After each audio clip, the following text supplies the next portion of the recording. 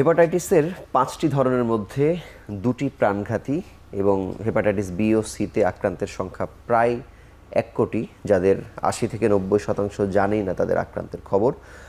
হেপাটাইটিসের সবগুলো ধরন নিয়ে আমরা বিস্তারিত আলোচনা করব, তার প্রতিকার, প্রতিরোধ এ বিষয়ে কথা বলতে আমাদের স্টুডিওতে হাজির হয়েছেন দুজন হেপাটোলজিস্ট। আমাদের সঙ্গে আছেন ডাক্তার মোহাম্মদ সাব্বির হোসেন, লিভার রোগ বিশেষজ্ঞ, ঢাকা মেডিকেল কলেজ হাসপাতাল। সঙ্গে আরও আছেন মোহাম্মদ তানভীর রহমান রাশেদ, লিভার রোগ বিশেষজ্ঞ, রাজশাহী মেডিকেল কলেজ হাসপাতাল। আপনাদের দুজনকে স্বাগত জানাচ্ছি আমাদের অনুষ্ঠানে। অনুষ্ঠান শুরু করবার আগে আপনাদের জানিয়ে দিয়ে রাখি, আমাদের অনুষ্ঠানটি সহযোগিতা করছে হেপাটোলজিস্ট সোসাইটি ঢাকা এবং এভারেস্ট ফার্মা। আমি শুরুতেই ডাক্তার মোহাম্মদ সাব্বির হোসেন আপনার কাছে জানতে চাই যে লিভার রোগের একটু ধারণা এবং একই সাথে হেপাটাইটিসের ধারণা জানতে চাই। বাংলাদেশের বাস্তবতায় কী অবস্থায় আছি আমরা? বাংলাদেশে হেপাটাইটিস রোগের প্রাদুর্ভাব অনেক বেশি। হেপাটাইটিস অন্যতম প্রধান কারণ। বাংলাদেশে যত লিভারের রোগ রয়েছে এর মধ্যে দেখা যায় যে hepatitis A, B, C, D এবং ই 5টি ভাইরাস দিয়ে প্রধানত হেপাটাইটিস রোগটি হয়ে থাকে। হেপাটাইটিস এ এবং হেপাটাইটিস ই এগুলো অ্যাকিউট রোগ করে, যেগুলো ক্ষণস্থায়ী, কিছুদিন পরে ভালো হয়ে যায়। এবং হেপাটাইটিস বি, সি এবং ডি এগুলো সাধারণত দীর্ঘস্থায়ী রোগগুলো করে। এগুলো এই ভাইরাসগুলো মানবদেহে বহুদিন সুপ্ত অবস্থায় থাকে। পরবর্তীতে এই কোনো একটা সময় গিয়ে তাদের শরীরে এই ভাইরাস থেকে লিভার সিরোসিস এমনকি লিভার ক্যান্সার পর্যন্ত হতে পারে। হেপাটাইটিস বি এবং ডি, সি যেটা আমরা বলছি, এটা প্রাণঘাতী রোগ। কারণ এটা দীর্ঘদিন একদমই সুপ্ত অবস্থায় থাকে। একজন মানুষ জানতেও পারেন না যে তার এই ভাইরাসটি আছে, এবং একটি নির্দিষ্ট সময় পরে গিয়ে তার শরীরের মধ্যে এই রোগের উপসর্গগুলো প্রকাশ পেতে শুরু করে। তো এই জন্য হেপাটাইটিস বির ক্ষেত্রে যেটা দেখা যায় যে রোগী সাধারণত অনেক দিন পরে, আমরা যেসব রোগীগুলো পাই যে সাধারণত অনেক দিন পরে জন্ডিস, পেটে পানি, এমনকি রক্ত বমি, একদম তরল কালো পায়খানা, এরকম উপসর্গ নিয়ে রোগীরা আমাদের কাছে আসেন। তখন আমরা পরীক্ষা করে দেখতে পাই তার শরীরে হেপাটাইটিস বি অথবা হেপাটাইটিস সি ভাইরাসটি রয়েছে, যেটি উনি আগে থেকে কখনোই জানতেন না যে তার শরীরে এই ভাইরাসটি আছে। আপনাকে ধন্যবাদ। ডাক্তার রাশেদ, আপনার কাছে জানতে চাই যে আমরা হেপাটাইটিস বি, সি এর নাম যত বেশি শুনি, ডি এর নামটা আমরা কেন শুনতে পাই না? ডি কি আসলে নাই, না এটার সাথে অন্য কোনো বৈজ্ঞানিক ব্যাখ্যা আছে? আসলে হেপাটাইটিস আমরা আমাদের সাবির ভাই বলেছেন যে 5টা ভেরিয়েন্ট, এর মধ্যে এ, বি, সি, ডি এবং ই। এর মধ্যে ডি ভাইরাসটা আসলে এটা নিজে থেকে সরাসরি মানুষের শরীরে আসতে পারে না, এটা বি ভাইরাসের সাথে একসাথে আসে। এবং দেখা যায় যে অধিকাংশ ক্ষেত্রে অনেক বি ভাইরাসের বি ভাইরাস যদি ঠিক না হয়, অনেক সময় দেখা যায় যে এটা ক্রনিক লিভার ডিজিজ তৈরি করছে।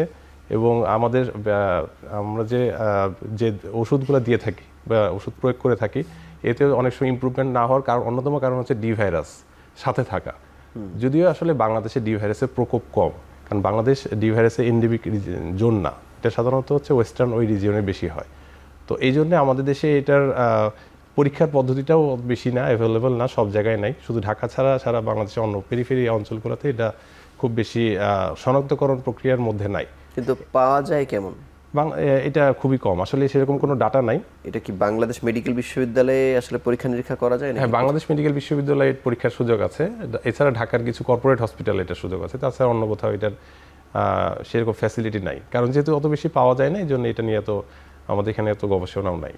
ডাক্তার সাব্বির, আপনার কাছে জানবো যে হেপাটাইটিসের যে এতগুলো ধরনের মধ্যে প্রকোপ কোনগুলো বেশি দেখেন, মানে রোগীদের পর্যবেক্ষণটা আপনার কাছে জানতে চাই হেপাটাইটিসের।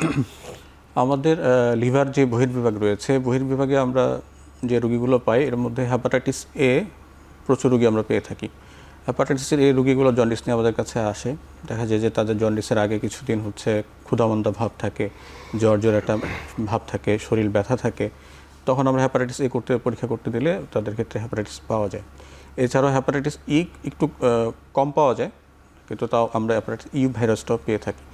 এছাড়া কিছু কিছু রোগী, যেটা বললাম যে রোগী পেটের পানি যদি চলে আসে, রোগী হঠাৎ করে জন্ডিস ডেভেলপ করলো, তারপরে রোগীর হঠাৎ করে জ্ঞান চলে গেল, অজ্ঞান হয়ে গেল, এসব রোগীর ক্ষেত্রে আমরা দেখি যে হেপাটাইটিস বি অথবা হেপাটাইটিস সি ভাইরাস পাওয়া যায়। আমাদের ভিতরে অন্তঃবিভাগে যে রোগীগুলো ভর্তি থাকে, এই রোগীগুলোর মধ্যে হেপাটাইটিস বি এবং হেপাটাইটিস সি রোগী ভাইরাসে আক্রান্ত রোগীর সংখ্যা অনেক। আমরা সুনির্দিষ্ট কোনো তথ্য নেই, ডাটা উপাত্ত ওরকম নেই, কিন্তু গত 6 মাসে আমরা দেখেছি প্রায় 60 থেকে 70 জন হচ্ছে হেপাটাইটিস বি ভাইরাসের রোগী ছিল, বি ভাইরাসের, এবং সি ভাইরাসেরও প্রায় 15 থেকে 20 জন রোগী ছিল যারা লিভার সিরোসিস রোগে আক্রান্ত। অধিকাংশই জানতো না যে তাদের শরীরে হেপাটাইটিস বি অথবা সি ভাইরাস আছে। রোগের উপসর্গ প্রকাশ পাওয়ার পরে, ভর্তি হওয়ার পরে তারা জানতে পেরেছেন যে না, তাদের শরীরে হেপাটাইটিস বি অথবা হেপাটাইটিস সি ভাইরাসটা রয়েছে। আর এছাড়া হেপাটাইটিস ডি, যেটা ডাক্তার তানভীর বললেন যে এটা হচ্ছে হেপাটাইটিস বি ভাইরাসের সাথেই পাওয়া যায়। আমরা সাধারণত এই পরীক্ষাটা খুব একটা করি না, কমনলি যেহেতু সব জায়গায় অ্যাভেলেবল না, আমরা খুব সহজে এটা করি না। বাকিগুলো যেটা হেপাটাইটিস সি আর বিআরসি, এইটা হচ্ছে আমরা ঢাকা মেডিকেল কলেজ হাসপাতালে খুবই সহজে করা যায়, ওখানে আমরা সহজেই রোগ শনাক্ত করতে পারি। প্রবণতায় মানে কোনো পরিবর্তন হচ্ছে 6 মাস বা 1 বছরে, মানে হেপাটাইটিসের ক্ষেত্রে, মানে কোনো ভাইরাস দ্বারা বেশি আক্রান্ত হওয়ার ক্ষেত্রে এরকম কোনো পরিবর্তন নাই? আমাদের যে ডাটা আছে যে হেপাটাইটিস বি ভাইরাস দ্বারা বাংলাদেশের টোটাল জনসংখ্যার উপর প্রায় হচ্ছে আপনার 5% মানুষ হেপাটাইটিস বি ভাইরাস রোগে আক্রান্ত, এবং হেপাটাইটিস সি ভাইরাসের ক্ষেত্রে প্রায় 1% মানুষ হেপাটাইটিস সি ভাইরাসে আক্রান্ত। তো এই গবেষণাটা অনেক দিন আগে করা, খুবই অনেক দিন আগে করা, রিসেন্টলি হচ্ছে কোনো গবেষণাভাবে নেই। তো এইটা সামনে হয়তো আমরা নতুন করে আরো কিছু গবেষণা করলে জানা যাবে পরিবর্তন হচ্ছে কিনা। ডাক্তার রাশেদ, আপনি তো রাজশাহী মেডিকেল কলেজ হাসপাতালে কাজ করেন, আবার দীর্ঘদিন বাংলাদেশ মেডিকেল বিশ্ববিদ্যালয়ে কাজ করে গেছেন, পার্থক্য কি দেখেন? পার্থক্য আছে, বেশ কিছু পার্থক্য আছে। এক নম্বর যেটা হচ্ছে যে ঢাকা শহরে যেহেতু বাংলাদেশ মেডিকেল বিশ্ববিদ্যালয়, এখানে বেশ কিছু পরীক্ষা নিরীক্ষার যে সুযোগ সুবিধা যেগুলো আছে সেগুলো আসলে সবগুলো রাজশাহী মেডিকেলে অ্যাভেলেবেল না। যেমন আমরা যেটা বলি যে যেহেতু হেপাটাইটিস বি ভাইরাস এবং সি ভাইরাস, এই ভাইরাসটা হচ্ছে প্রাণঘাতী ভাইরাস, কারণ এই ভাইরাসটা ক্রনিক লিভার ডিজিজ তৈরি করে, অর্থাৎ 6 মাসের বেশি। তো এই ভাইরাসগুলো মানে যদি কারো শরীরে পাওয়া যায় তাহলে আমাদের একটা মানে যেটা সবচেয়ে প্রচলিত যে পরীক্ষা, যে আমরা শরীরের উপস্থিতি দেখতে চাই, যেমন এইচবিভি ডিএনএ যেটা আমরা বি ভাইরাসের ক্ষেত্রে করি, আর এইচসিভি আরএনএ যেটা আমরা সি ভাইরাসের ক্ষেত্রে করি, এটা অনেক কস্টলি একটা পরীক্ষা আসলে, সত্যি কথা বলতে। তো এই পরীক্ষাটা আসলে যেমন ঢাকাতে এটা অ্যাভেলেবিলিটি আছে, যেমন ঢাকা মেডিকেল কলেজ বা বিএমইউতে পাওয়া যায়, কিন্তু রাজশাহী মেডিকেল কলেজে এখন আসলে এই ফ্যাসিলিটিটা আসে নাই। তো সেই হিসেবে আসলে রোগীদের একটু খরচ বেড়ে যায়, কারণ তাদেরকে দেখা যায় যে পরীক্ষাগুলো ঢাকাতে আসতে হয়, অথবা রাজশাহী থেকে স্যাম্পল পাঠিয়ে ঢাকা থেকে পরীক্ষা করে নিয়ে যেতে হয়। তো এইটা পার্থক্য। এছাড়া চিকিৎসা ক্ষেত্রে আমাদের রাজশাহী মেডিকেল কলেজে আমরা লিভার বিশেষজ্ঞ 4 জন আছি, এবং আমরা সমগ্র রাজশাহী অঞ্চলের যে লিভারের রোগীগুলো আছে আমরা চেষ্টা করি তাদেরকে সর্বাত্মক চিকিৎসা দেওয়ার। মানে হেপাটাইটিসের চাপ কেমন আসলে রাজশাহী অঞ্চলে? রাজশাহী অঞ্চলে হেপাটাইটিসের চাপ আসলে সত্যি কথা বলতে অনেক। এমনি সরাসরি কোনো সায়েন্টিফিক ডাটা নাই, তারপরও যেটা রাজশাহী মেডিকেল কলেজে আমরা সি ভাইরাসটা প্রচুর পাই। দেখা যায় যে আসলে সি ভাইরাসটা মেনলি ছড়ায় রক্তের মাধ্যমে, যেটা আমরা জানি, ব্লাড প্রোডাক্ট একজনের শরীর থেকে আরেকজনের শরীরে ব্লাড দেওয়ার মাধ্যমে। তো এটা যেটা দেখা গেছে যে সাধারণত শরীরে আসার পরও 20 বছর পর্যন্ত এটা শরীরে কোনো ডিজিজ ছাড়াই থাকতে পারে, এবং এটা যদি সিরোসিস করেই ফেলে তাহলে দেখা যায় 15 থেকে 20 বছর সময় লাগে। তো আমাদের আগের হয়তো রাজশাহী অঞ্চলে অনেক সময় এরকম হয়েছে যে হয়তো ব্লাড ট্রান্সফিউশন হয়েছে, কিন্তু সেভাবে স্ক্রিনিং ভালো ছিল না বা হয় নাই। এই কারণে আমরা রাজশাহীতে প্রচুর সি ভাইরাস পেয়েছি, এখনও পাই, এবং হেপাটাইটিস বি ভাইরাসের প্রকোপ তো আছেই। বি ভাইরাসও মোটামুটি ভালোই পাওয়া যায় রাজশাহীতে। ডাক্তার সাবির, আপনার কাছে জানতে চাই একটু, হেপাটাইটিস বি এবং সি আলাদা আলাদা করে হয়তো বলবেন যে এটি আসলে ছড়ায় মানুষের কোন ভুলে? ধন্যবাদ। হেপাটাইটিস বি এবং হেপাটাইটিস সি দুটোই বলতে পারেন, সি ডাক্তার রাশেদও বলতে পারে। আচ্ছা, হেপাটাইটিস বি ভাইরাসের ছড়ানোর যে পথগুলো রয়েছে এর মধ্যে সবচেয়ে কমন বাংলাদেশে যেটা পাওয়া যায় যে সাধারণত মায়ের শরীর থেকে বাচ্চা যখন জন্মগ্রহণ করে তখন হচ্ছে চলে আসে, যেটা আমরা পেরিনেটাল হচ্ছে ট্রান্সমিশন বলি, যে জন্মগ্রহণ করার পরপরই মায়ের শরীর থেকে মায়ের যদি হেপাটাইটিস বি ভাইরাস থেকে থাকে তাহলে তার সন্তানের হচ্ছে হবে। এটা মোটামুটি একটা পেরিনেটাল ট্রান্সমিশন খুব কমন একটা হচ্ছে। কিন্তু এটা কি ধরবার জন্য এখন যে এত মায়েরা চেক আপে যাচ্ছেন, যারা অন্তত হাসপাতাল পর্যন্ত আসেন, এটি রোধ হয় কিনা? হ্যাঁ, অবশ্যই। WHO হচ্ছে যে ইনভেস্টিগেশনগুলো একদম রুটিন ইনভেস্টিগেশনগুলো হচ্ছে পেরিনেটাল চেকআপের জন্য দিয়েছে, এর মধ্যে হেপাটাইটিস বি ভাইরাসকে অন্তর্ভুক্ত করেছে। ফলে এখন পেরিনেটাল চেকআপে যে সকল মায়েরাই যাবেন সবাইকে এই ভাইরাসের পরীক্ষার মধ্যে দিয়ে যেতে হয়, এবং এটা মোটামুটি হচ্ছে সব জায়গায় এখন এটা মেনটেন করা হয় যে অবশ্যই ভাইরাসটার পরীক্ষা যাতে করা হয়, এবং এই পরীক্ষা করার মাধ্যমে মায়ের শরীরে যদি হেপাটাইটিস বি ভাইরাস পাওয়া যায় তাহলে এর চিকিৎসা কীভাবে করা হবে এবং কিভাবে নবজাতক শিশুর শরীরে ভাইরাসটা না পৌঁছায় এটার চিকিৎসাও কিন্তু গাইডলাইনে বলে দেওয়া আছে।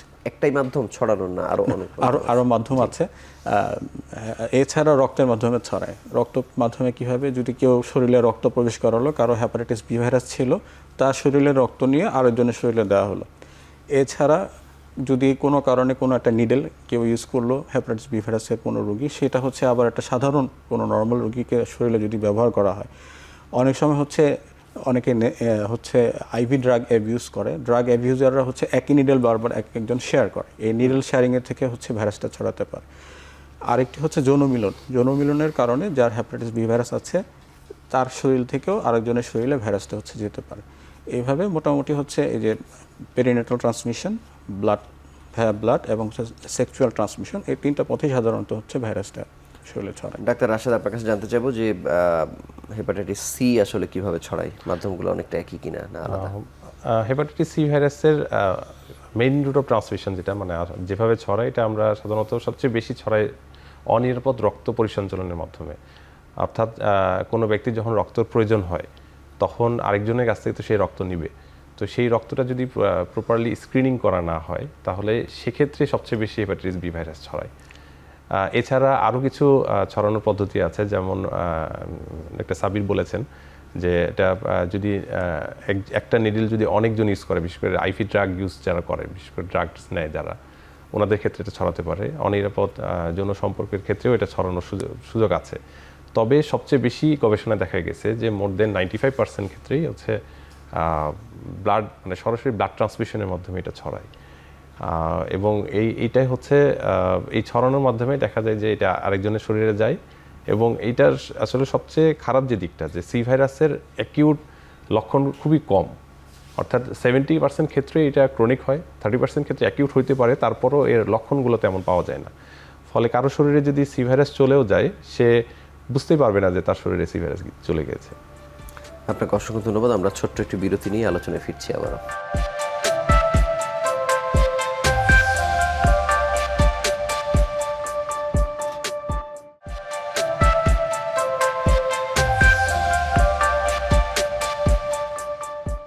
ডাক্তার মোহাম্মদ সাব্বির, আমি জানতে চাই যে এই যে বর্তমান সময়ে ডেঙ্গু হচ্ছে, কোভিড হচ্ছে, এর সাথে যদি হেপাটাইটিসে তিনি আক্রান্ত হয়ে থাকেন, জটিলতা আসলে অন্যরকম পর্যায়ে চলে যায় কিনা বা এটা পাচ্ছেনও কিনা আপনারা? ধন্যবাদ আপনাকে।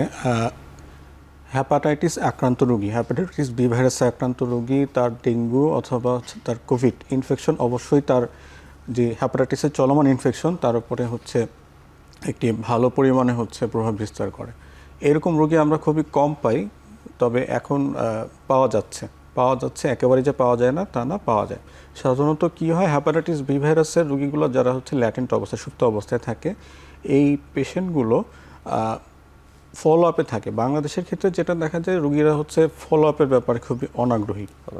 তারা মনে করেন যে হাসপাতালে বারবার কেন যাব, কিন্তু আমরা যেটা বলি তাদেরকে বলি কমপক্ষে 6 মাস পর পর অবশ্যই আসতে হবে। আমরা কিছু কিছু প্যারামিটার দিয়ে মনিটর করি যে তার ভাইরাসটা হঠাৎ করে বেড়ে যাচ্ছে কিনা, তার লিভারের প্রদাহের পরিমাণটা কি বাড়ছে কিনা।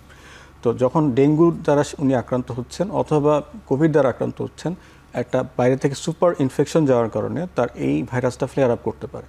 ফ্লেয়ার আপের কারণে সেখান থেকে তার হচ্ছে পরবর্তীতে লিভার ফাইব্রোসিস এবং সিরোসিসের যে নর্মাল গতিপথটা ছিল সেটা হচ্ছে দ্রুত ত্বরান্বিত হতে পারে। কিন্তু এটা আমরা খুব কম পাচ্ছি, খুব যে পাচ্ছি তা না, কম পাচ্ছি আর কি। আচ্ছা ডাক্তার রাশেদ, আপনার কাছে জানতে চাই যে যতগুলো কারণে রক্ত সংক্রান্ত কারণে ট্রান্সমিশনের কারণে যে বি বা সি ভাইরাস হচ্ছে, মানে এটি রাজশাহী অঞ্চলে সেই আগের মতোই হচ্ছে নাকি এখন ট্রান্সমিশন বিভাগ তৈরি হয়েছে বা প্রকোপগুলো কমেছে, এখন কি অবস্থায় আছে? ধন্যবাদ। এখন অনেক কমেছে, আসলে সত্যি কথা বলতে অনেক কমেছে, কারণ এই বিষয়ে বলতে গেলে আমি আরেকটা বিষয় নিয়ে বলতে চাই। এখন তো জুলাই মাস চলছে, ওয়ার্ল্ড হেপাটাইটিস ডে, আগামী 28 তারিখে এটা প্রতিপালিত হবে, এবং এই ওয়ার্ল্ড হেপাটাইটিস ডে একটা থিম থাকে প্রত্যেক বছরই। ঠিক আজ থেকে 2 বছর আগে এটার থিম ছিল হচ্ছে find out the missing million. অর্থাৎ যদি আমরা চিন্তা করি যে হেপাটাইটিস বি ভাইরাস এবং সি ভাইরাস ক্ষেত্রে অনেকেই জানে না যে তারা আক্রান্ত। তো ওই সময় আসলে WHO এটা চিন্তা করেছেন যে এই থিমটাই হচ্ছে অ্যাপ্রোপ্রিয়েট, কারণ আমাদেরকে প্রপার স্ক্রিনিংয়ের আওতায় নিয়ে আসতে হবে। যদি আমরা স্ক্রিনিং আওতায় নিয়ে আসতে পারি, তাহলে আমরা হয়তো আজ থেকে 5 থেকে 10 বছরের মধ্যে এই রোগটা অনেকটাই নির্মূলের পথে চলে যাব। কারণ হচ্ছে SDG যে লক্ষ্যমাত্রা 2030 সালের মধ্যে হেপাটাইটিস বিকে এলিমিনেট করা, তো সেই লক্ষ্যমাত্রায় তারা এগিয়ে যাচ্ছে এবং আমরাও চেষ্টা করছি। তো সেই হিসেবে আমরা স্ক্রিনিং প্রক্রিয়াটাকে অনেক জোরদার করেছি। রাজশাহী মেডিকেল কলেজে ট্রান্সফিউশন বিভাগ আছে এবং তারা অত্যন্ত সূক্ষ্মভাবে এখন এই যে বিষয়গুলো দেখছে। আর এখন আমরা চেষ্টা করছি যে কোনোভাবেই হোক এটা যেন অন্য শরীরে না ঢোকে। একটা কমন একটা সিনারিও বলি, যদি আমরা আউটডোরে বা ইনডোরে যে পেশেন্টগুলো দেখি, সবচেয়ে কমন কিছু রোগী আসে এরকম যে যারা হচ্ছে বাংলাদেশের বাইরে যেতে চায়, অর্থাৎ বিদেশে হচ্ছে প্রবাসী হিসেবে যেতে চায়, তখন তাদের মেডিকেল হয় এবং ওইখানে দেখা যায় ম্যাক্সিমাম হেপাটাইটিস বি ভাইরাস ধরা পড়ে, তারা জানেই না। এবং তাদের কাছে যখন কোশ্চেন করা হতো বা আমরা করি যে আপনি যে আগে কখনো রক্ত দিয়েছেন কিনা, ওরা বলে যে হ্যাঁ রক্ত দিয়েছি। আরেকটা আসলে দুঃখজনক বিষয় যেটা, যে রক্ত দিতে গিয়ে হয় আগে তাদের হয়তো আমরা ইতিহাস নেই, ইতিহাস নেওয়ার পর জিজ্ঞেস করি যে আপনি তো আগে রক্ত দিয়েছেন কিনা। অনেক ক্ষেত্রে অনেকে বলে আগে আমি রক্ত দিয়েছি, তখন ধরা পড়ে নাই। ও আচ্ছা, হ্যাঁ, এখন ধরা পড়েছে। আবার আরেকটা বিষয় হচ্ছে তাদের যদি আমরা ফ্যামিলি, যেটা অ্যাকর্ডিং টু গাইডলাইন, যে কারো যদি হেপাটাইটিস বি ভাইরাস ধরা পড়ে, তাহলে আমরা সাথে সাথেই ফ্যামিলি স্ক্রিনিং করি, যেটাকে পরিবারের স্ক্রিনিং করা বলাই। কারণ হচ্ছে যে গবেষণায় দেখা গেছে যে মায়ের থেকে বাচ্চার কাছে হেপাটাইটিস বি ভাইরাস যদি ছড়ায়, 95% ক্ষেত্রে এটা ক্রনিক লিভার ডিজিজ তৈরি করে, অর্থাৎ এটা অনেক দিন শরীরে থাকে।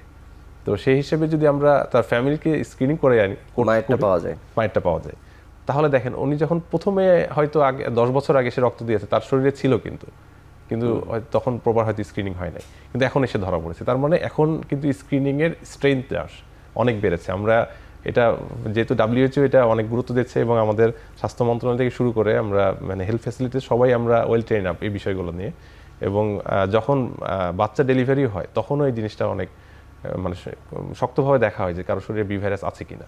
কিন্তু ডাক্তার সাব্বির, আপনার কাছে জানতে চাই, এই যে মিসিং মিলিয়নের কথা ডাক্তার রাশেদ বলছিল, একইভাবে আপনারা যখন ওই পরিবারের কাছে চলে গেলেন, মাকে খুঁজে বের করলেন, তখন ট্রিটমেন্টটা সন্তানেরই বা কী হয়, মায়েরই বা কী হয়, একই রকম হয় কিনা? সাধারণত যেটা বলছিলাম যে একজন গর্ভবতী মা, তাকে হচ্ছে আমরা তার গর্ভাবস্থার শুরুতেই হচ্ছে HbS-Ag পরীক্ষাটি করাই। হেপাটাইটিস বি ভাইরাস যদি তার ধরা পড়ে যায়, আমরা তখন তার ডিএনএ কাউন্ট করি। আমরা তার ডিএনএ কাউন্টটা দেখি যে তার রক্তের মধ্যে হেপাটাইটিস বি ভাইরাসের সংখ্যা কত পরিমাণে আছে। সংখ্যার উপর নিরূপণ করে আমরা ওই মাকে হেপাটাইটিস বি ভাইরাসের যে অ্যান্টিভাইরাল ট্রিটমেন্ট আছে, ওই ট্রিটমেন্টটা হচ্ছে শুরু করে থাকি। সাধারণত এটা তার 3rd ট্রাইমিস্টারে, তৃতীয় হচ্ছে যে 28 সপ্তাহ থেকে শুরু করে এরপরে যে কোনো সময় শুরু করা হয়।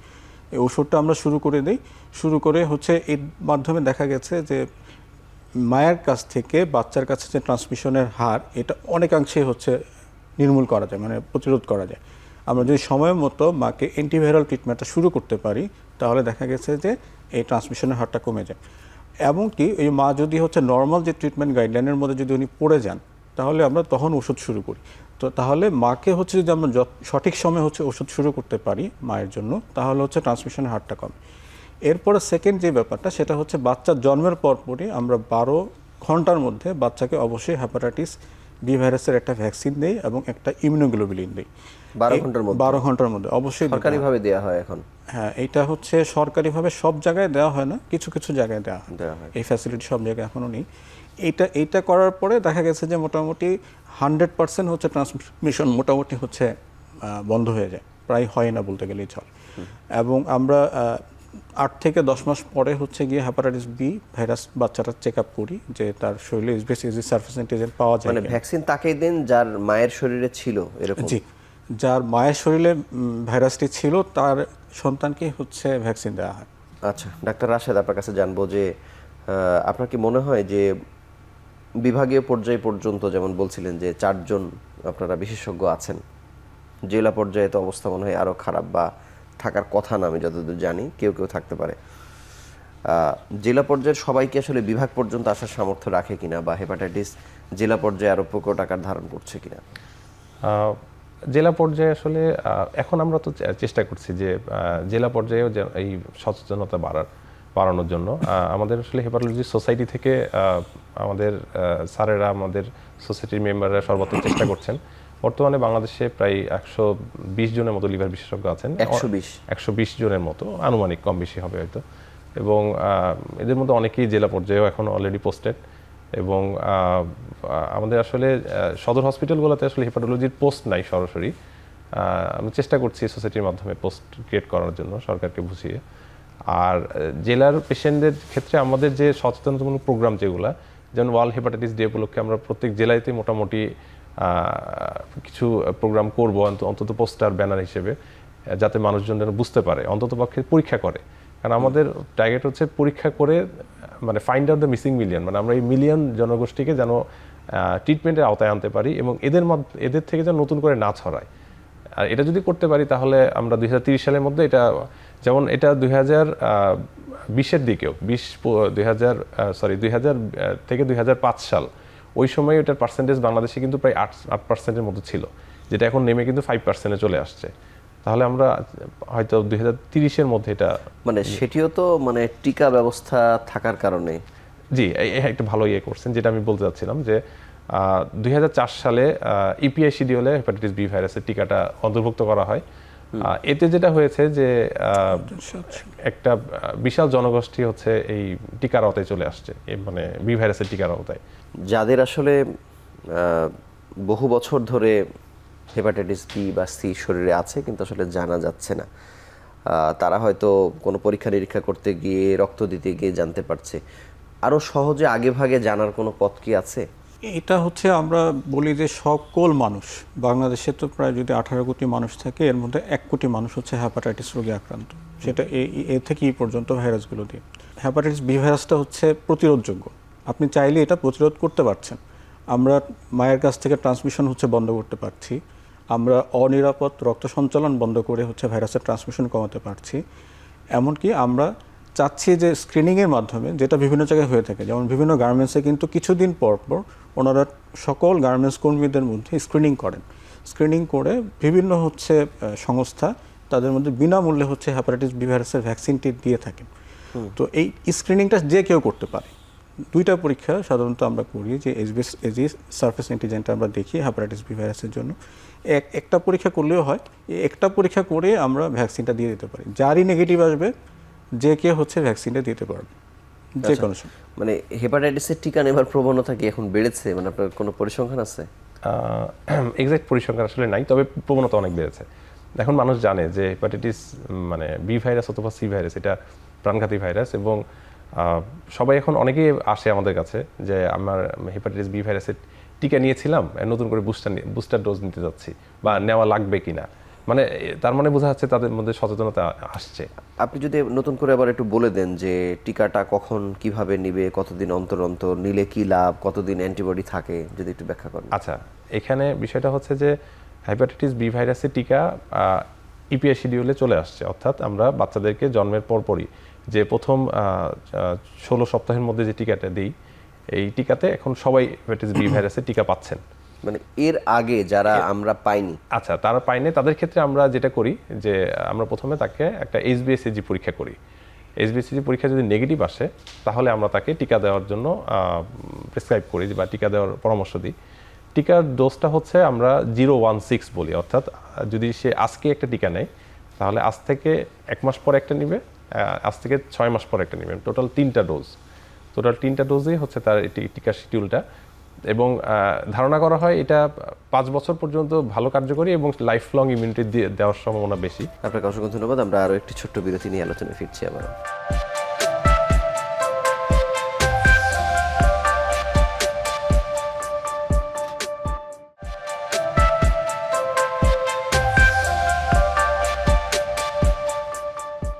ডাক্তার সাব্বির, আপনার কাছে জানবো যে বড়রা টিকা নিলে যেমন একটা নির্দিষ্ট মেয়াদ পরে 5 বছর পরে এটির প্রভাব কমতে পারে শরীরে, শিশুরা যদি একেবারে ছোটবেলায় দেওয়ার পরে এটা কতদিন পর্যন্ত এটার লংজিভিটি থাকে বা অ্যান্টিবডি থেকে যায় শরীরে? শিশুদের ক্ষেত্রে দেখা গেছে যে এটাও হচ্ছে লাইফ লং মোটামুটি ইমিউনিটি দিয়ে থাকে। তাও আমরা যেটা বলে থাকি যে 5 বছর পরে গিয়ে একটা এনটিএসবিসি টাইটার করেন, অ্যান্টিবডি চেক করা যায়। অ্যান্টিবডি চেক করে যদি দেখা যায় যে তার লেভেল ঠিক আছে, অ্যান্টিবডি পরিমাণ স্বাভাবিক আছে, 10-এর উপরে আছে, তাহলে আমরা আর বলি যে আপাতত কিছু লাগবে না। 10-এর কম হলে আমরা বলি যে একটা বুস্টার ডোজ, একটা বুস্টার ডোজ, টিকার একটা ডোজ নিয়ে নিলে হচ্ছে উনি আবার হচ্ছে মোটামুটি সারা জীবনের জন্য একটু নিরাপদ থাকবেন। আর আগের প্রশ্নের হচ্ছে সূত্র ধরে একটু বলি, হ্যাপাটাইটিস সি ভাইরাসেরটা বিষয়ে বলা হয়নি যে হ্যাপাটাইটিস সি ভাইরাসের কিন্তু কোনো টিকা নেই। হ্যাপাটাইটিস সি ভাইরাসের কোনো টিকা নেই, কিন্তু এটার ভালোই হচ্ছে যে যদি কারো সি ভাইরাস ধরা পড়ে এটার চিকিৎসা আছে, এবং চিকিৎসাতে দেখা যায় যে 90-95% মানুষ সম্পূর্ণরূপে সুস্থ হয়। ওষুধ নির্ভরতা কিন্তু সুস্থ হয়। যেটা হচ্ছে বি ভাইরাসের ক্ষেত্রে এটা কনোনিসিটি চলতে থাকে, সাধারণত ওষুধ দিলেও ভাইরাসটি পুরোপুরি নির্মূল হয় না। আমাদের যে লক্ষ্য থাকে যে ভাইরাসটা হচ্ছে সরাসরি হচ্ছে আমরা HBsAg, যেটা পজিটিভ নিয়ে রুগীরা আমাদের কাছে আসেন, তাদের যে চাওয়া থাকে যে স্যার আমাদের HBsAg পজিটিভটাকে নেগেটিভ করে দেন। বি ভাইরাসের ওষুধ কিন্তু এটা নেগেটিভ করে দেয় না। কিন্তু সি ভাইরাসের ক্ষেত্রে যেটা দেখা যায় যে HBs-anti-HCV যদি পজিটিভ আসে, এটা পজিটিভই থাকবে, বাট RNA কাউন্টটা আমরা পুরোপুরি নির্মূল করে দিতে পারি, শূন্য করে দিতে পারি, এবং ভবিষ্যতে এই ভাইরাস থেকে আর হচ্ছে সিরোসিস হওয়ার সম্ভাবনা খুবই কম। বাংলাদেশ মেডিকেল বিশ্ববিদ্যালয়ের উপাচার্য অধ্যাপক শাহিনুল আলম একটা ফ্যাটি লিভারকে যেভাবে বাংলাদেশে পরিচিত করেছেন বা এটিকে একটা টক অফ দ্য টাউনে নিয়ে গেছেন আর কি। হেপাটাইটিস তো আরও আগের আলোচনার বিষয় ছিল, বাংলাদেশে ফ্যাটি লিভারের আলোচনা তো সেদিন থেকে হয়তো শুরু হচ্ছে। তো হেপাটাইটিসের অগ্রগতি কত দূর হলো এইটার রোধে বা টিকা স্কেজিউলে নিয়ে আসা, সেটা অগ্রগতি আসলে বলা যায়? হেপাটোলজি সোসাইটি এখন আসলে কি করছে হেপাটাইটিস নিয়ে, তাদের কনসার্নগুলো কি কি? হেপাটোলজি সোসাইটি আসলে সত্যি কথা বলতে লিভার রোগের সব কিছু বিষয় নিয়ে বেশ কনসার্ন। আমরা যেমন ফ্যাটি লিভার নিয়ে আমরা আলাদাভাবে প্রোগ্রাম করি, ফ্যাটি লিভার নিয়ে আলাদাভাবে দেশব্যাপী বিভিন্ন সচেতনমূলক প্রোগ্রাম করা হয়, তেমনি হেপাটাইটিস নিয়েও আমরা প্রোগ্রাম করি। বিশেষ করে আমাদের প্রত্যেক হেপাটাইটিস যে ওয়ার্ল্ড হেপাটাইটিস ডে বা দিবস উপলক্ষে আমরা যে থিমগুলো আসে সেই হিসেবে আমরা আগাই। যেমন যেটা বললাম find out the missing million, এরপরের থিম ছিল হচ্ছে যেমন বর্তমান থিমটা হচ্ছে লেটস ব্রেক ইট ডাউন, এখনই সময় প্রতিরোধের।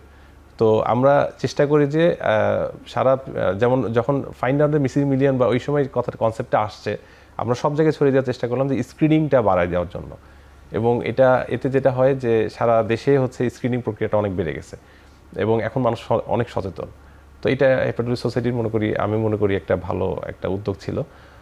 এছাড়া বর্তমানে আমাদের যেটা একটা করণীয়, আমাদের সোসাইটি থেকে সরকারকে বোঝানোর চেষ্টা করতে হচ্ছে যে অন্তত টিকাটা যেন হচ্ছে সারা বাংলাদেশের সব উপজেলা লেভেল পর্যন্ত ফ্রি দেওয়া হয়, এবং এখন কিন্তু অলরেডি এই হেপাটাইটিস বি ভাইরাসের টিকা কিন্তু উপজেলা লেভেলে দেওয়া হচ্ছে, সব উপজেলাতেই ফ্রি দেওয়া হচ্ছে। হ্যাঁ, সব ফ্রি দেওয়া হচ্ছে। জি। আপনাদের সাথে সংযুক্ত হেপাটোলজিস্টের সংখ্যা আসলে কেমন, বা হেপাটোলজিস্টরা এই রোগ প্রতিরোধে আসলে আরো কি কি করছে? আমাদের দেশের যত জনসংখ্যা আছে সেই তুলনায় কিন্তু লিভার বিশেষজ্ঞের সংখ্যা অপ্রতুল, খুবই কম। আমাদের বিএমইউর হচ্ছে বর্তমান উপাচার্য শাহিনুল আলম স্যার প্রায় বলেন যে এই পরিমাণ হচ্ছে চিকিৎসক দিয়ে আসলে লিভার রোগ বাংলাদেশের মতো এত বড় একটা ঘনবসতিপূর্ণ একটা দেশে আপনি লিভার রোগকে পুরোপুরি হচ্ছে কন্টেইন করতে পারবেন না। তাও আমাদের হেপাটোলজি সোসাইটির মাধ্যমে আমরা চেষ্টা করি, ডাক্তার তানভীর যেটা বললেন যে নিয়মিত হচ্ছে বিভিন্ন প্রোগ্রাম হয়, প্রোগ্রামের মাধ্যমে চেষ্টা করা হয় যে সকল লিভার বিশেষজ্ঞকে একই ছাতার মধ্যে রাখতে, একই ছাতার আন্ডারে রেখে আমরা যেই প্ল্যান করেছি সেই প্ল্যানটা ইমপ্লিমেন্ট করার জন্য। এই প্ল্যানটা যাতে পুরো বাংলাদেশে চেষ্টা করা হয়, অন্তত বিভাগীয় শহরগুলোতে হচ্ছে যাতে একই হচ্ছে গাইডলাইন, একই হচ্ছে প্রোটোকল মেনটেন করে হচ্ছে রোগী স্ক্রিনিং করা হয়, রোগীর চিকিৎসা করা হয়, এবং হচ্ছে প্রতিরোধের জন্য যা যা করা প্রয়োজন এগুলো হচ্ছে করা হয়। সদিচ্ছা আছে তাদের যে এই হেপাটাইটিস রোগটাকে নির্মূল করার জন্য, যেটা WHO 2030 সালের মধ্যে হ্যাপাটাইটিস বি নির্মূল করার কথা বলেছে। এছাড়া অন্যান্য ভাইরাসগুলো যাতে মানুষকে এই দিক থেকে হচ্ছে আপনি হচ্ছে যেভাবেই হোক যাতে তারা হচ্ছে প্রতিরোধের হচ্ছে পথে থাকে, তারা যাতে যেসব বিষয়গুলো থেকে হচ্ছে দূরে থাকলে এই ভাইরাসগুলো থেকে তারা হচ্ছে ভালো থাকবে, ওই পথে হচ্ছে তারা হচ্ছে চিন্তাভাবনা করছেন এবং তারা কাজ করে যাচ্ছেন। হ্যাঁ ডাক্তার রাশেদ, আমি জানতে চাই যে এত কিছুর পরেও জন্ডিস নিয়ে সেই বিভ্রান্তি, সেই মানুষের ওই ভুল মানুষের কাছে যাওয়া চিকিৎসা নিতে, এটি এখনো কি অবস্থায় আছে, কমেছে কিনা প্রকোপ? ধন্যবাদ, খুবই ভালো একটা কোশ্চেন। আসলে আমি আমার চেম্বারে বলেন বা আমার যখন মেডিকেল কলেজে আউটডোরে বসি, তখন সবচেয়ে যে বিষয়টা ফেস করি, ইভেন ইনডোরের রোগীদের ক্ষেত্রেও, যে অ্যাকিউট লিভার ফেইলিওরের অনেক বাচ্চা পেশেন্ট, মানে অনেক কম বয়সী রোগী, দেখা যায় যে 20 বছর 25 বছর, ইভেন আমি যখন বিএমইউতে ছিলাম তখনও, যে লিভার ফেইলিওর নিয়ে আসছে। তো এটার অন্যতম কারণ হচ্ছে যে কবিরাজি চিকিৎসা অথবা হার্বাল চিকিৎসা। অধিকাংশ এই রোগীরা দেখা যায় গ্রামগঞ্জে এখনও যেটা প্রচলন আছে, যে জন্ডিস দেখলেই তারা ঝাড়ফুঁক শুরু করে এবং তারা হচ্ছে তাকে হার্বাল খাওয়ায়, বিভিন্ন গাছালি ওষুধ খাওয়ায়, কবিরাজি চিকিৎসা দেয়। এবং এর ফলে যেটা হয়, এটাতে লিভার ফেল হওয়ার প্রবণতা বেশি থাকে। অর্থাৎ লিভার তো এমনি আক্রান্ত, B virus, C virus, even অনেক ক্ষেত্রে অ্যাকিউট হেপাটাইটিস এ এবং ই, এই ভাইরাস সাধারণত আমরা জানি যে এটা প্রাণঘাতী না, 6 মাসের মধ্যেই এটা ভালো হয়ে যায়। কিন্তু যখন এই ভাইরাসটা শরীরে এক্সিস্ট করে, অর্থাৎ হেপাটাইটিস করে, তখন যদি আপনি তাকে আবার হার্বাল ওষুধ যদি তাকে দেন অথবা তাকে যেমন গাছালো ওষুধগুলো দেন, তাহলে তার লিভার ফেইলের চান্স থাকে। যদিও বি ভাইরাস, সি ভাইরাসের এই প্রকোপটা বেশি। তো এইরকম অনেক রোগী আমরা পেয়েছি যেগুলো অনেক ক্ষেত্রে মারাও গেছে লিভার ফেইলিওর নিয়ে। তো এই প্রোগ্রামের মাধ্যমে আমি দেশের জনগণকে একটু বলতে চাই, অন্তত পক্ষে যারা গ্রামগঞ্জে বা আছেন, সবাই যেন জন্ডিস হলে কোনো কবিরাজি ওষুধ বা হার্বাল ওষুধ অথবা এগুলো না নিয়ে সরাসরি আপনি হসপিটালে আসেন, যে কোনো একজন ডক্টরকে দেখান। আরেকটা কুসংস্কার আমাদের দেশে আছে, যেটা আমরা আসলে ছোটবেলায় ফেস করে আসছি। জন্ডিস হলে সবাইকে আখের রস খাওয়ানো হয়, গ্যালনকে গ্যালন আখের রস নিয়ে আসে এবং সবাই এটা দেখা যায় আমরা খাই, এবং আমিও খেয়েছি। আসলে আমিও ছোটবেলায় যখন ছিলাম আমার আব্বুও খাওয়াইছে। তারপরে ডাবের পানি বেশি খাওয়ানো হয়, গ্লুকোজ পানি খাওয়ানো হয়। আসলে যখন লিভার আক্রান্ত থাকে হেপাটাইটিস দ্বারা, ওই সময় লিভার কম্প্রোমাইজ থাকে, অর্থাৎ লিভার ঠিকমতো কাজ করতে পারে না। তখন আপনি যদি তাকে ওভার কোনো কিছু দেন, তখন সে দেখা যায় ফেল করে বা সে তার কার্যক্ষমতা আরও হারাই ফেলে।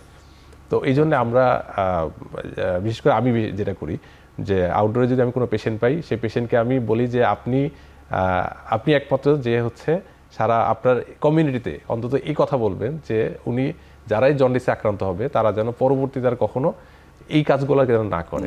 ঠিক আছে, তাহলে অন্তত একটা মানুষের হলেও জীবন রক্ষা পাবে। আপনাকে ধন্যবাদ। আমরা শেষ বিরতি নিয়ে আলোচনায় ফিরছি আবার।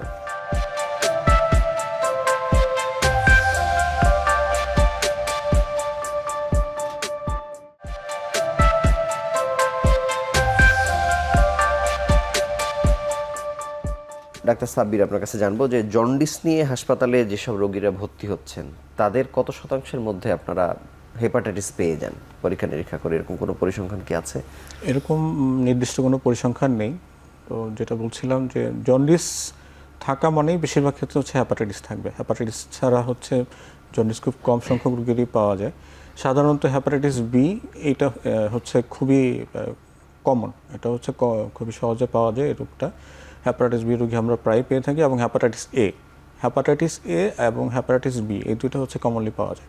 হ্যাপাটাইটিস সি হচ্ছে কিছুটা কম, যেটা বললাম যে 1% হয়তো আমরা যতগুলো রোগী পাই তার মধ্যে হচ্ছে এরকম শতাংশ রোগী হচ্ছে হ্যাপাটাইটিস সি রোগী থাকে। আর জন্ডিসের রোগীদের ক্ষেত্রে যেটা আমরা দেখি, সাধারণত তাদের হিস্ট্রি নেই, তাদের ইতিহাস নেই। ইতিহাস নেওয়ার পরে আমরা দেখি যে তার আগে কখনো জন্ডিস হয়েছিল কিনা, এবং তিনি রিসেন্টলি হচ্ছে কোনো রক্ত গ্রহণ করেছেন কিনা, অথবা আমরা দেখি অন্য যদি হ্যাপাটাইটিস এ চিন্তা করি, আমরা ভাবি যে উনি বাইরের কোনো খাবার খেয়েছেন কিনা।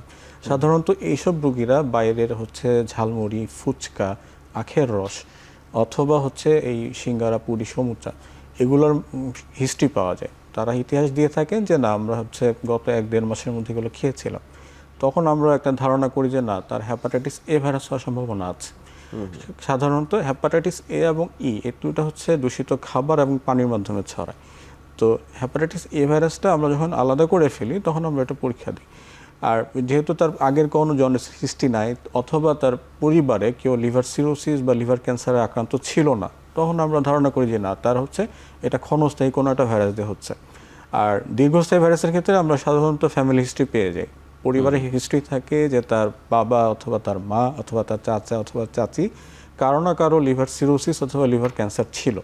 তো তখন আমরা আমাদের যে চিকিৎসার ইয়েটা তখন ওটা হ্যাপাটাইটিস বি অথবা হ্যাপাটাইটিস সি ভাইরাসের দিকে হচ্ছে নিয়ে যাই। কিন্তু হেপাটাইটিসের ক্ষেত্রে আসলে বংশের প্রভাব কত পার্সেন্ট, এরকম কোনো কিছু কি আছে? যে যেটা বলছিলাম যে ওই মায়ের কাছ থেকে হচ্ছে ছড়ায়, বাবার কাছ থেকে তো আসে না, মায়ের কাছ থেকে জন্মের সময় হচ্ছে চলে আসে, শিশু শরীরে আসে, এইটাই হচ্ছে এটার কোনো সঠিক ওরকম ডাটা নেই। ডাক্তার রাশেদ, আমি জানবো যে এই হেপাটাইটিসের সাথে বা জন্ডিসের সাথে মানে যে ধরনের ভুলভ্রান্তি মানুষের আছে, কিন্তু এটার সাথে আবার এই যে মানে এই যে ডিব্বা জাতীয় ওষুধ খাওয়া, মানে এগুলোর প্রবণতা আসলে কোথা থেকে আসলো? এগুলো আসলে অনেক আগে থেকে চলে আসছে, এগুলো গ্রাম বাংলার কুসংস্কার হিসেবে। আগেকার মানুষ, এখন তো এটা ব্যবসার ফরম্যাট হিসেবে চলে আসছে। জি, ব্যবসার ফরম্যাট। এবং এখনো অনেক দেখা যায় যে প্রত্যন্ত অঞ্চলে আমরা বড় বড় সাইনবোর্ড পাই যেখানে জন্ডিস ঝাড়ানো হয়, অর্থাৎ জন্ডিস ঢাকা শহরেও দেখা যায়। আসলে এটা অনেক আগে থেকে এটা প্রচলিত কুসংস্কার যে তারা জন্ডিস আসলেই মনে করে যে এটা হয়তো ঝাড়ফুঁক দিলে হয়তো কমে যাবে, অথবা তাকে ডিব্বা টাইপের কিছু একটা ওষুধ খাওয়ালে ওই প্রস্রাব বা পায়খানার সাথে জন্ডিস নেমে যাবে, এরকম একটা প্রচলিত ধারণা ছিল। সেখান থেকে আসলে এই জিনিসটা আসছে। একটা সুস্থ মানুষ, তার হেপাটাইটিস নাই, জন্ডিস নাই বা কোনো কিছুই আসলে নাই, সে যদি মনে করে যে আমি এই হেপাটাইটিসের দুনিয়া থেকে নিজেকে বাঁচিয়ে রাখতে চাই, তার কি করণীয় এখন? আচ্ছা, তার অনেক কিছু করণীয় আছে। এক হচ্ছে যে সে হচ্ছে অবশ্যই মানে যদি 2004 সালের আগে সে জন্মগ্রহণ করে থাকে, মানে আমাদের জেনারেশন বা তার আগে, তাহলে অবশ্যই তাকে বি ভাইরাস স্ক্রিনিং করে, অর্থাৎ এইচবিএসসি পরীক্ষা করে যদি টিকা দেওয়া না থাকে তাহলে টিকা নিয়ে নিতে হবে। এটা একটা। 2 নম্বর হচ্ছে যে সে যদি হঠাৎ করে কোনো রোগে আক্রান্ত, যেটা বললাম ডায়াবেটিস, হাইপারটেনশন, অথবা তার যদি কোনো ক্যান্সার ধরা পড়ে, অথবা সে যদি কোনো এমন কোনো ওষুধ খায় যেটা তার রোগ প্রতিরোধ ক্ষমতা কমায় দিতে পারে, এটা এই ধরনের যদি রোগী হয়, অথবা কিডনি রোগী যদি হয়ে থাকে, ডায়ালিসিস পায়, তো সেক্ষেত্রে তাকে অবশ্যই সাথে সাথেই মানে অন্তত এইচবিএসসি পরীক্ষাটা করে টিকা নিতে হবে, অথবা টাইটারটা দেখে তার টাইটারের কী অবস্থা সেই হিসেবে টিকার আওতায় আসতে হবে। আর 2 নম্বর হচ্ছে তার যদি কখনো রক্ত নেওয়া না লাগে কোনো কারণে, হয়তো কোনো অ্যাক্সিডেন্ট হলো আনফর্চুনেটলি, অথবা তার শরীরে রক্ত কমে গেল, সেক্ষেত্রে তাকে যে রক্ত দিবে সে রক্ত যেন সঠিকভাবে স্ক্রিনিংয়ের আওতায় এসে তার শরীরে দেওয়া হয়, সেটা এনশিওর করতে হবে। আর হচ্ছে যে আরেকটা জিনিস আমরা যেটা বলি যে যখন হচ্ছে ইয়ে হয়, বিশেষ করে যখন কোনো মায়ের শরীরে হচ্ছে হেপাটাইটিস বি ভাইরাস ধরা পড়ে, তো আমরা সাথে সাথে তার হাজব্যান্ডকে বলি যে আপনার হাজব্যান্ডকে বি ভাইরাসের পরীক্ষা করিয়ে টিকাটা দিয়ে নিতে, কারণ কিছু কিছু ক্ষেত্রে সেক্সুয়ালি ট্রান্সমিটেড ডিজিজের মাধ্যমে এটা ছড়াতে পারে। তো এই সকল প্রতিকারগুলো আমরা যেন চিন্তা করি। আচ্ছা, হ্যাপাটাইটিস এ আর ই ভাইরাস নিয়ে যেটা বলছিলাম, রাশিয়ার সাথে অ্যাড করতে, যে হ্যাপাটাইটিস এ এবং ই ভাইরাস যেটা বললাম যে এটা হচ্ছে দূষিত খাবার এবং পানির মাধ্যমে ছড়ায়। সাধারণত ছোটবেলাতেই হচ্ছে, আমার কাছে যে রোগীগুলো আসেন ছোটবেলায় এবং গরমকালে, বিশেষ করে যারা হচ্ছে আখের রস খায়, আখের রসে যেই বরফটা ব্যবহার করা হয়, এই বরফটা অধিকাংশ সময় হচ্ছে খুব খারাপ এবং দূষিত পানি দিয়ে হচ্ছে বরফ বলা হয় যে মানে লাশ ধোয়ার জন্য যে বরফ তৈরি করা হয় সেটি ব্যবহার করা হয়, এগুলো শোনা যায়। এগুলো শোনা যায়। এইটা হচ্ছে যেভাবে হোক হচ্ছে এড়িয়ে চলতে হবে। এটা হচ্ছে হ্যাপাটাইটিস এ এবং হ্যাপাটাইটিস ই থেকে বেঁচে চলার উপায়। একদম শেষে আপনার কাছে শুধু জানতে চাই যে এই সতর্কতার মধ্যে যারা থাকছেন না বা থাকবেন না, এটার প্রাণহানির আশঙ্কা বা এই হেপাটাইটিস দিয়ে মানুষের প্রাণহানি, এটাও আসলে কতদূর পর্যন্ত পৌঁছে যায়? হ্যাপাটাইটিস এ ভাইরাসের ক্ষেত্রে লিভার ফেলিওরের চান্স আছে, লিভার ফেলিওর হতে পারে, কিন্তু এটা সঠিক সময় হচ্ছে রোগ ধরা পড়লে এবং সঠিক সময় চিকিৎসা নিলে মোটামুটি ভালো হয়। হ্যাপাটাইটিস ই ভাইরাসের ক্ষেত্রে বিশেষ করে যদি গর্ভাবস্থায় হচ্ছে কোনো গর্ভবতী নারী ধরা পড়ে, তার ক্ষেত্রে কিন্তু আবার মর্টালিটি রেট, মৃত্যুর হারটা বেশি। এই জন্য খুব সাবধানে থাকতে হবে গর্ভাবস্থায়, যাতে কোনো মা হচ্ছে এই বাইরের কোনো খাবার, বিশেষ করে দূষিত পানি, দূষিত খাবার অবশ্যই এড়িয়ে চলতে হবে, খাওয়া যাবে না। হ্যাপাটাইটিস বি এবং হ্যাপাটাইটিস সি এর ক্ষেত্রে, হ্যাপাটাইটিস বি সাধারণত ছোটোবেলায় হলে, 1 বছরের মধ্যে হলে এটা 90-95% হচ্ছে বাচ্চাদের শরীরে সারা জীবন থেকে যায়, এটা দীর্ঘস্থায়ী হচ্ছে একটা ভাইরাস হিসেবে থাকে। এবং দেখা যায় যে 15 থেকে 20 বছর পরে 15-20% হচ্ছে রুগীদের ক্ষেত্রে হচ্ছে তারা সিরোসিস বা পরে লিভার ক্যান্সার নিয়ে হচ্ছে আসে। হেপাটাইটিস সি ভাইরাসের ক্ষেত্রে একই কথা, এখানেও হচ্ছে রোগীরা সাধারণত অনেক দিন হচ্ছে ক্রনিক অবস্থায় থাকে, দীর্ঘস্থায়ী একটা রোগ নিয়ে চলতে থাকে, হঠাৎ করে হচ্ছে তার রোগের হচ্ছে উপসর্গ ধরা পড়ে। ডাক্তার রাশেদ, এখন তাহলে টিকাই একমাত্র এক ধরনের ভরসা আর কি। হেপাটাইটিস বি ভাইরাসের ক্ষেত্রে টিকাটায় তো বিয়ের ক্ষেত্রে যদি উপজেলায় ফ্রি পাওয়া যায় তাহলে মানুষ শহরে কেন ফ্রি পায় না, সেটার কোনো ব্যাপার আছে কিনা? শহরে আসলে শহরের আমাদের সরকারি যে ফ্যাসিলিটিগুলো আছে ওখানে দেওয়া হয় শহরের। কত টাকা লাগে কেউ যদি এমনিও কিনে নিতে চায়? এমনি কিনে নিতে চাইলে আনুমানিক 2 ডোজ বা 3 ডোজ? হ্যাঁ, ওভারঅল 3 ডোজ জন্য মোটামুটি 2 থেকে 3,000 টাকা মতো। 3,000 টাকার মধ্যে। আপনাকে ধন্যবাদ এবং আপনাদের দুজনকে আমাদের সঙ্গে যুক্ত হওয়ার জন্য আন্তরিকভাবে অভিনন্দন জানাচ্ছি। হেপাটাইটিসের এই যে 5টি ধরন, কোনোটি প্রাণঘাতী এবং যেগুলো প্রাণঘাতী না সেগুলো অনেক বেশি সাফারিংস নিয়ে আসে মানুষের জীবনে। বাঁচতে হলে আসলে জানতেই হবে। সোশ্যাল মিডিয়াতে সারাদিন আমরা থাকছি, কিন্তু হেপাটাইটিস যে আমাকে কখন প্রাণনাশের হুমকি দিয়ে যাচ্ছে, প্রাণনাশের দ্বার প্রান্তে নিয়ে যাচ্ছে, সেটি নিয়ে আসলে আমাদের কোনো চিন্তাই নেই। তাই অন্তত যারা সুস্থ আছেন তারা অন্তত টিকা নিয়ে হেপাটাইটিস বি খুব সহজেই সেখান থেকে সুরক্ষা পাওয়া যায় সেটির চেষ্টা অন্তত করুন। আর যদি আক্রান্ত হয়ে যান বিশেষজ্ঞ চিকিৎসকের কাছে আসুন, যেখানে সেখানে সময় নষ্ট করবেন না। এই ছিল আজকের পর্বে। আগামী পর্বে আবারও নতুন কোনো বিষয় নিয়ে হাজির হব। সেই সময় পর্যন্ত ভালো থাকুন, সুস্থ থাকুন।